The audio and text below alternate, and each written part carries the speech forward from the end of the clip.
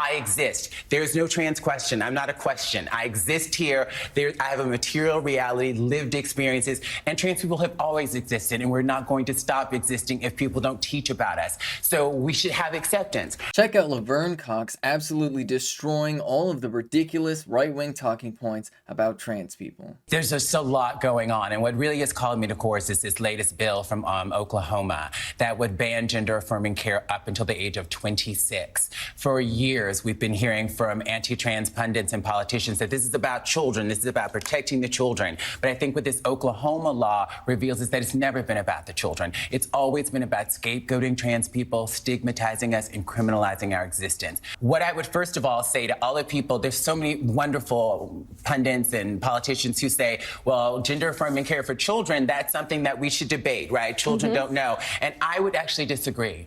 I would actually say, hashtag, it's none of your business. If you are a parent with a trans child, it is your business. I think the American Medical Association, the American Academy of Pediatrics, the Endocrine Society have developed wonderful protocols that have worked for treating trans children.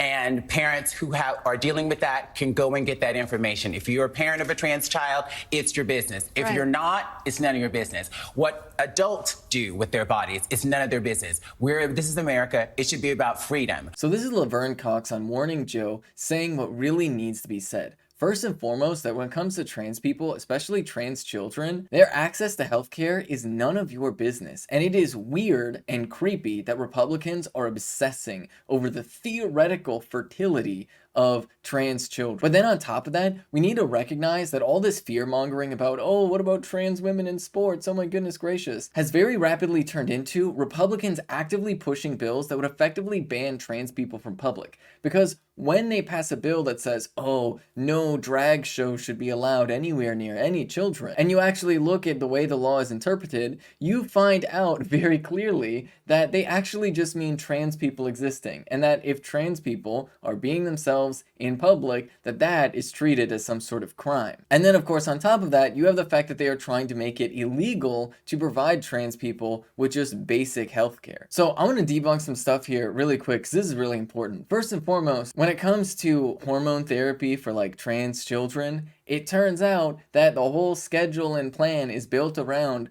trans children going through puberty at normal puberty ages, except for instead of going through puberty that's inconsistent with their gender, they're allowed to go through puberty that is consistent with their gender, thus saving them a lot of trouble in life. And it's literally quite that simple. But then when you talk about the existence of trans adults and the fact that they're trying to criminalize our existence too, why exactly is that something that Republicans are trying to turn into something that's so scary and terrifying?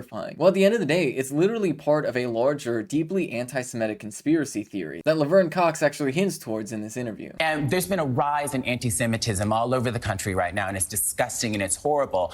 People should know that one of the first things that the Nazis did, and I think it was in 1933, was they burned Magnus Hirschfeld's gender for sexuality. Magnus Hirschfeld was studying trans people, LGBTQ people. Lily Elbe, who the Danish Girl, the film The Danish Girl was about, she had her first gender-affirming procedure at Magnus Hirschfeld's clinic. The Nazis burned it down. All of this research. And there were LGBTQ people in concentration camps stamped with pink triangles. So in this moment of a rise of anti-Semitism, we see this rise, this documented rise in anti-trans legislation and rhetoric. These are not a coincidence. So as we fight anti-Semitism, as we fight for reproductive rights, we have to fight for trans rights as well. And they're on TV every day. We need to be more vociferous. We need to be more engaged in this. And I know trans people are a small part of the population, but it is not unrelated to everything else that is happening. You see, right-wingers quite literally are pushing this conspiracy theory that is deeply anti-Semitic and is both targeted towards queer folks and targeted towards black and brown folks.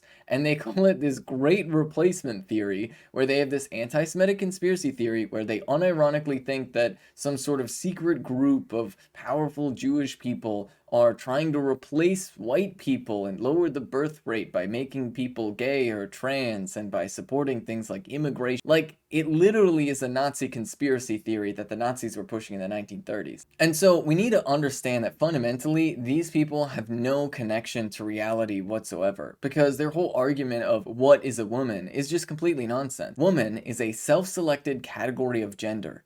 That's it. Period. Stop. It's a self-selected category of gender. Anybody who tells you that they're a woman is a woman, and it's quite that simple. Because fundamentally, when you get into the biology of all of it, you find out, oh snap, trans women are actually women because the most important sex-determining organ is actually the brain. Oh my goodness gracious.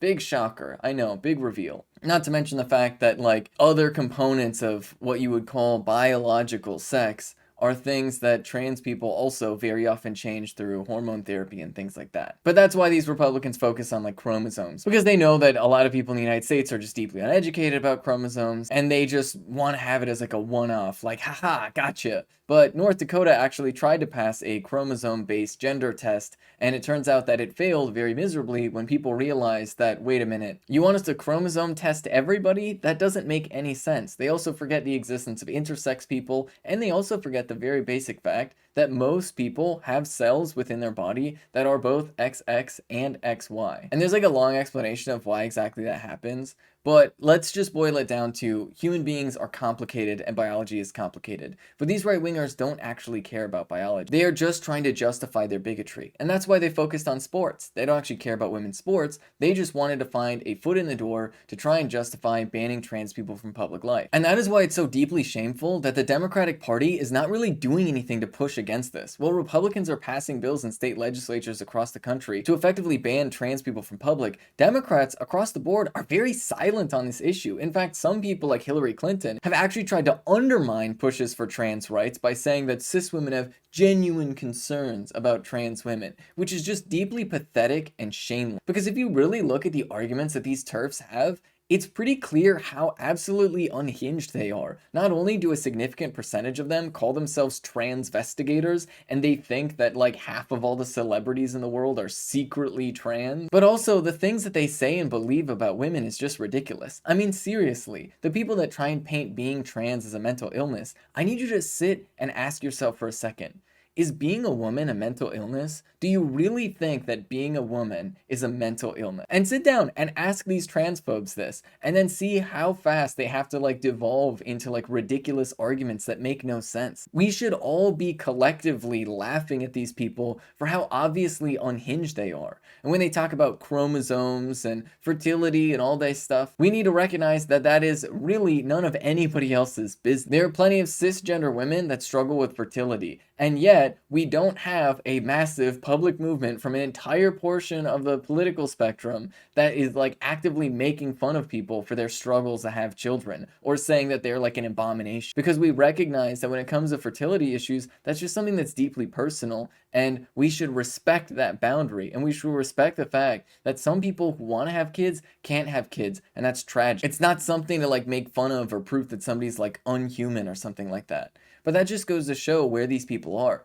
These people are literally trying to push the idea that women are just breeding factories that only exist to produce children. They're literally drudging up some of the most hateful, misogynistic nonsense of the last century as an attack against trans women today. Because fundamentally, this is just one part of a larger systemic hatred that the right wing is trying to push. That is part of a larger fascist agenda. That is all just to serve the interests of the white supremacist capitalism that the United States is fundamentally built on. Because as Laverne Cox said, there's no transgender question. And if you consider yourself to be a centrist or a liberal or whatever, if you consider yourself to be an open-minded person, but you're like, oh, we gotta both sides this, I just want you to know that you are just as bad as these TERFs, and that you are quite literally opening the door for these literal fascists. Because fundamentally, there is no transgender question. Trans people exist and have always existed. And you shouldn't tolerate anybody running around trying to both sides these issues. There's no legitimate concern about trans women in sport. Trans women have been competing in the Olympics for literal decades. And guess what? Trans women are not absolutely dominating the Olympics. This isn't an argument. These are basic facts. And so if you want to be somebody that has any connection to reality, then you need to accept those facts and take a step back.